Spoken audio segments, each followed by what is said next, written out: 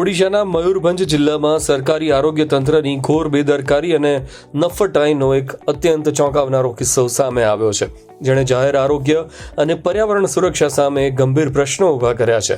જિલ્લા મુખ્ય હોસ્પિટલની નજીક આવેલી નદીમાંથી કરોડો રૂપિયાની એક્સપાયર્ડ દવાઓ અને મેડિકલ વેસ્ટનો વિપુલ જથ્થો બિનવારસી હાલતમાં પધરાવાયેલો મળી આવ્યો છે.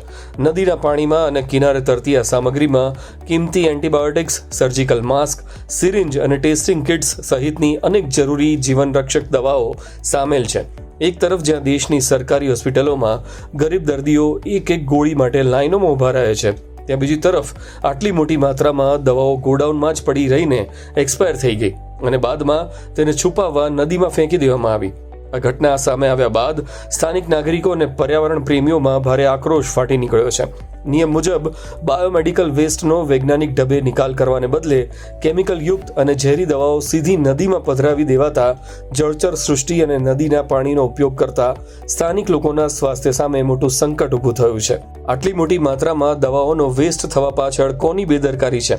દવાઓ સમયસર દર્દીઓ સુધી કેમ ન પહોંચી અને નદીમાં માલ પધરાવવાનો આદેશ કોણે આપ્યો તે અંગે ઉચ્ચ સ્તરીય તપાસ કરી જવાબદાર અધિકારીઓ સામે કડક કાર્યવાહી કરવાની માંગ ઉઠી રહી છે.